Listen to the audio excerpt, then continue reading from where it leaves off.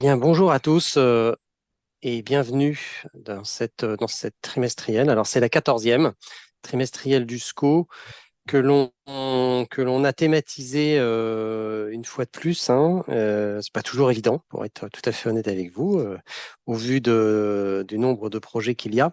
Et donc, on va parler de la qualité de l'air depuis l'espace, surveiller la qualité de l'air depuis l'espace.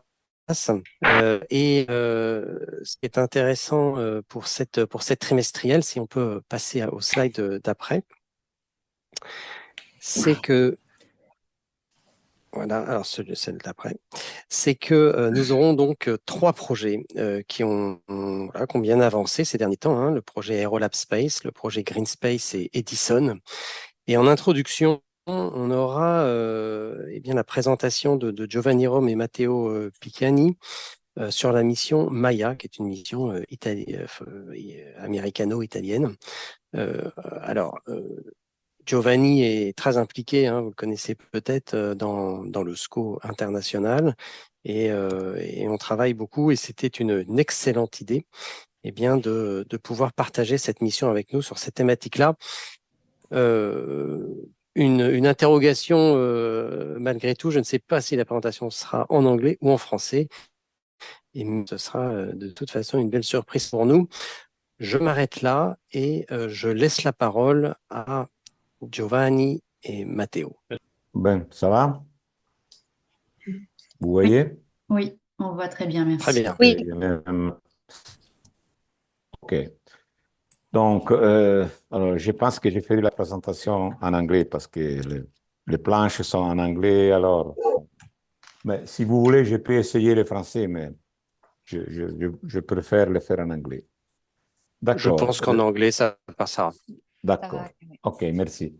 Donc, allora, MAIA, the MAIA is an acronym that stands for Multi-Angle Image Array. And of course, the definition of the mission is the use of the satellite and surface monitor to map the speciated particulate, PM10 and 2.5, namely. Okay, MAIA is a joint mission between NASA and ASI. And these are, you see on the screen, the respective contribution. I will go a little bit on this because ASI joined this cooperation quite late. So the initial mission was already pretty well defined by NASA with JPL. And I will refer to this with the EVI mission. The Earth Venture Instrument stays for EVI.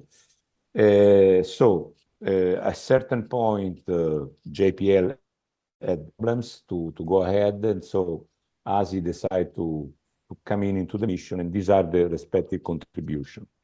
So the instrument is already been built by JPL.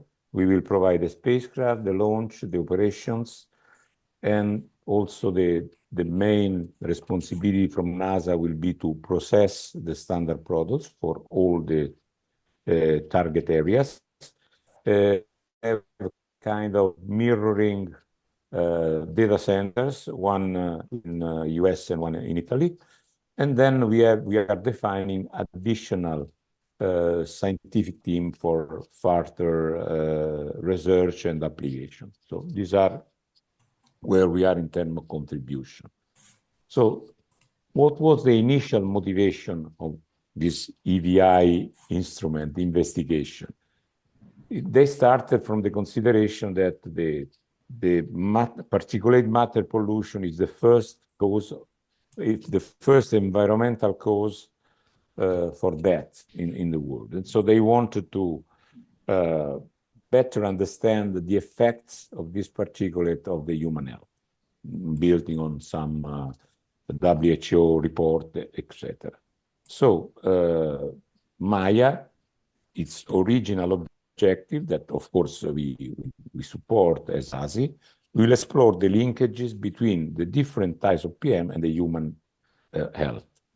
The major product we will see a little bit in more detail will be daily average total PM 10, total PM 2.5, and speciated PM 2.5, speciation according to what you see in color, sulfate, nitrate, organic carbon, elemental carbon, and so on and so forth. So that was the original motivation that we joined with enthusiasm. And what are the major elements of the mission? Of course, there is the satellite that goes on the ASI Platino platform and the JPL instrument, a number of ground surface monitors. Partially, they are directly provided by JPL for places, let's say, outside the US. And then in Europe, we will rely to the ongoing operational networks from our respective environmental agencies. Then, of course, there are instruments. Then there is the chemical transport model, the WRF, that includes a number of contributions. So these are the main elements that will be part of the mission. Just a snapshot on the instrument. As we said, is a multi-angle. So you see on the right let me say, the observation strategy that goes, of course, the observation is made on track, but the instrument has also a gimbaling capability to go off track. So you see the characteristic of the SWOT and the, let me say, native instrument ground footprint of 200 meters. The orbit is sun-synchronous, and the equator crossing is around 1030. So the two movements of the instrument are, let me say, classified as PAN, that is the cross-track capability, and SCAN, that is the along-track capability that gives you the multi-angle observation. These are the spectral characteristics of the instrument. Okay, I think I have not to go in detail on that. But of course, if you need additional information, you can write me and I can give you some specific answer. Of course, you see the band, you see the purpose for each band, and you also see that 3 bands are polarized to improve the, let's say, the observational capabilities. So there is also some, let's say, specific information about the modulators, the focal plane, etc. So I think it's not in the scope of our meeting today. Okay, this is quite important table that defines the standard product that we plan to produce. So, of course, we have the L1, L2 products that are L1, of course, is the georectified imagery, the radiance and polarization data with a spatial resolution of 250 meters. Then we have the L2 products that, of course, start from the cloud masking with a number of indicators that give you the confidence on the good of a good cloud masking. Then we have the aerosol products, the aerosol optical depth, distribution indexes, and here we pass from 250 to 1 kilometer. That is the resolution of the chemical transfer model that will then be used. Then we have also a L2 product, PM, 1 kilometer. Sorry, I have on my screen okay, that I can see because I had the of you. Okay, now I can see what I'm talking about. This L2 PM products is produced for every day that the satellites take an observation over an area. We will see later the areas. Then we have an L4 PM products that is an average. Sorry, I see some. Okay, thank you. Then we have the L4 PM products, that is the same product as the L2 with the total PM 10.2.5 and the speciation, but is averaged daily, not only during the pass of the satellites, but also daily. So there will be one product per day over the area that we are going to see. Then, of course, there is the ancillary products, mainly land use information that is used in the model. And then there will be also the availability of all the data that are gathered at each monitoring site in the various target areas. So these are the point data. And of course, these data are those refer to the days in which they are taken. Of course, there is a connection between the surface monitor data and the pass of the satellite. Okay, these are the standard products that we produced, and they will be openly available. Then I don't know how I'm no longer able to go ahead. I don't know what happens. Sorry about that. Let me take out this. No, I'm not able to advance. Sorry. Let me try this. Let's try the smaller arrow here. En bas, yeah. En bas à gauche. Okay. Thank you. Thank you, Frederic. This I don't want to go in detail on this, but just to give you what is the algorithm, the main characteristic of the algorithm that will derive the standard product. So you have the concentration, you have the optical depth from satellite, the geospatial prediction, and also the spatiotemporal predictor that put together in the model will produce the standard product we saw in the previous slide. Okay, just a quick look of the observational area. So these are the areas on the left, the areas worldwide that are subdivided in 3 specific types.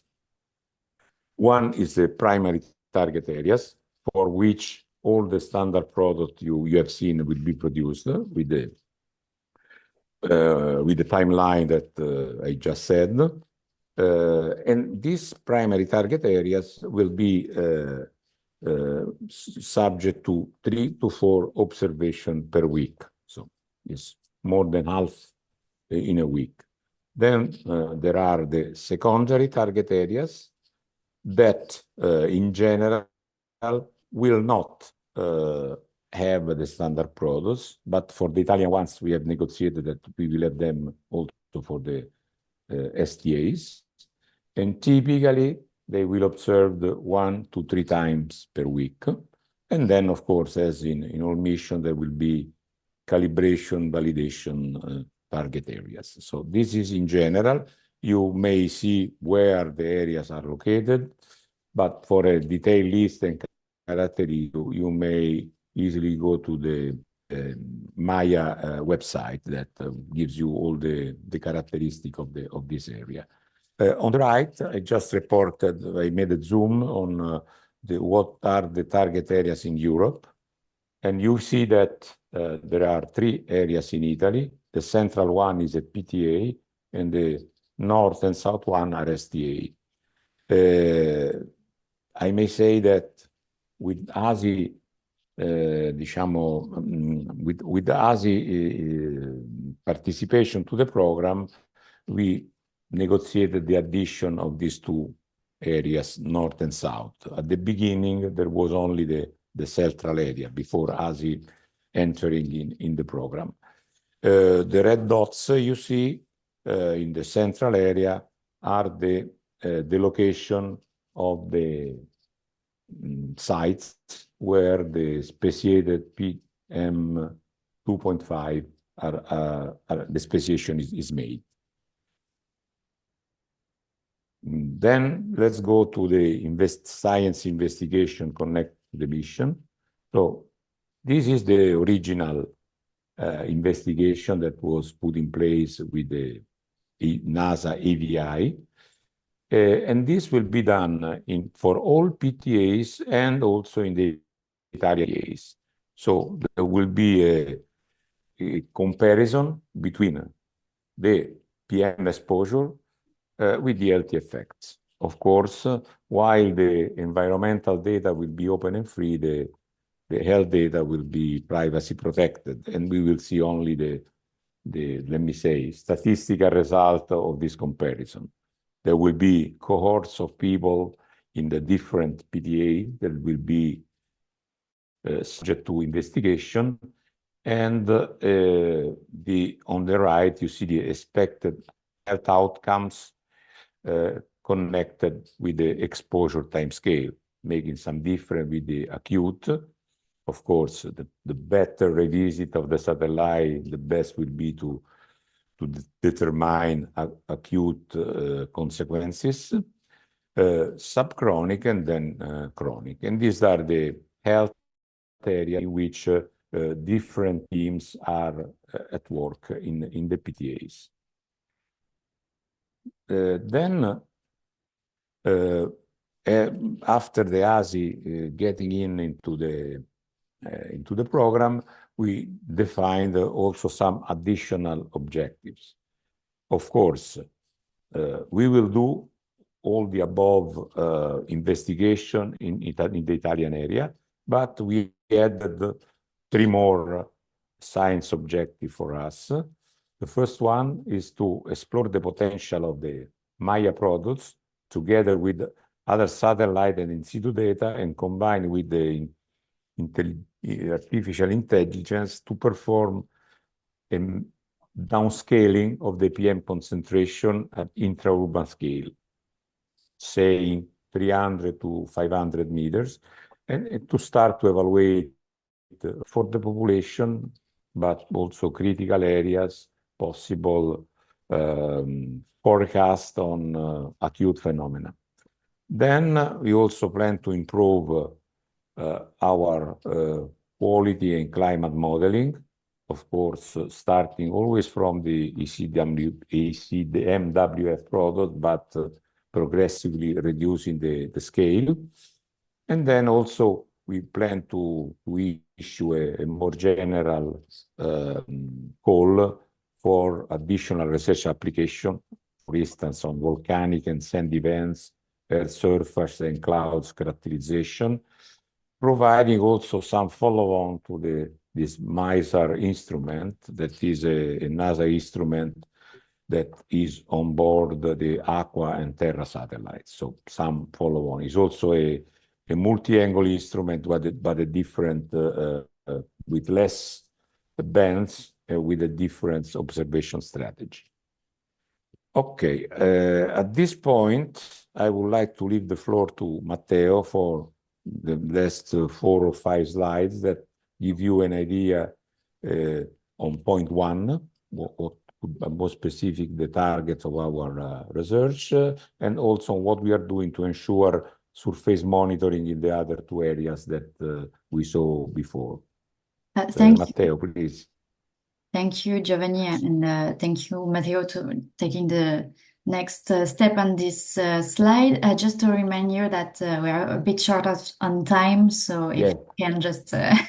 Yes, we have only 4 more slides, no more. Yes, thank you. Okay, sorry, but that was the minimum information for a comprehensive presentation. All right. Okay, thank you, Giovanni. If you can move on to the next slide. Yes, this is the first project that we have activated for the exploitation of the MAIA data. And in particular, this project is called MAIA. The goal is to explore the potential of the MAIA data in order to improve the scale, so the resolution of the data, with particular attention to the optical depth and the PM concentration, in order to link this data with the human health studies and to provide a support for this kind of study in particular over intra-urban scale. So the innovation is to use a different kind of data in order to improve the spatial resolution, making a downscaling of the MAIA data from the native resolution to an improved one, less of 500 meters. And please go ahead, Giovanni. Yes, these are the outputs of the project, and that are the aerosol optical depth time series with improved resolution, the PM concentration at intra-urban scale, and some exposure indicator, in particular following the SDG indicators in order to include the effects on the population health. And finally, the project will provide a prototype of portal for providing warning areas over the region of interest. Go on. Yes, these are just representation of some data that are used in the project, which are provided by the regional agency for the environmental protection of the Apulia region, and that are used by the project partners in order to improve the spatial resolution of the MAIA products. Okay, while the other point is regarding the surface monitors. As Giovanni introduced, for the development of the MAIA standard products, the algorithm will use different kinds of ground surface measurements. In particular, we need the PM10 concentration on an hourly base, PM2.5 concentration on an hourly base, and the chemical speciated PM2.5 on a daily base.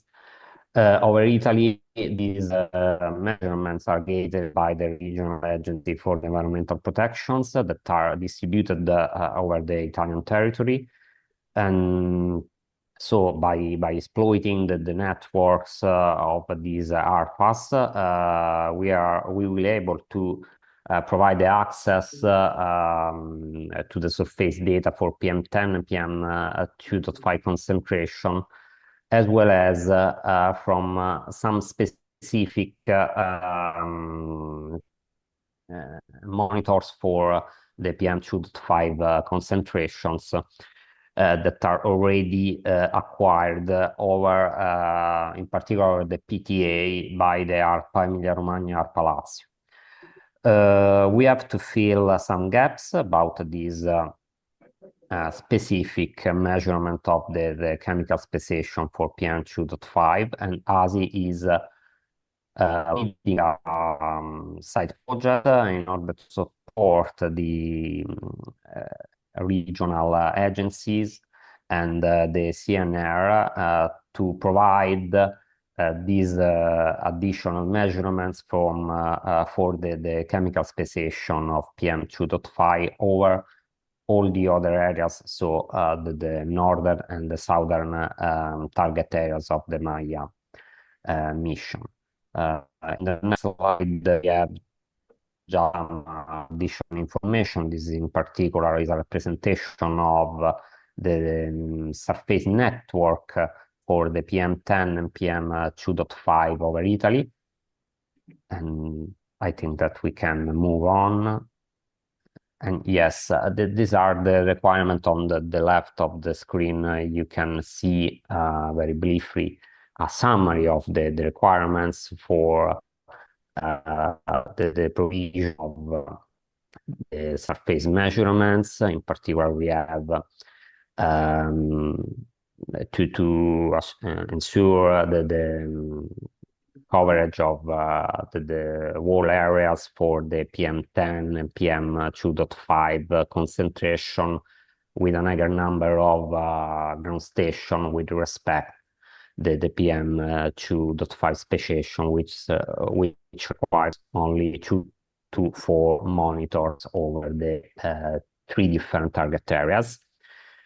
And yes, without goes in much detail, on the right of the slides, you have just an example of the distribution for the various surface monitoring stations that can be included in the project in order to consider both traffic or industrial situations and some background areas that are useful to implement the tuning of the inversion algorithm of the MAIA products. So next slide. And here we have just a recap of some pre-launch surface monitor based specified PM2.5 concentration collected in the PDAs of the MAIA worldwide. So here we have a synthesis of the different chemical species of the various PM concentration that will be used in the production of the MAIA products. And you can also see how in different areas of the world the specific concentration may vary with respect to the various situations that can be monitored by the MAIA mission once it will be launched.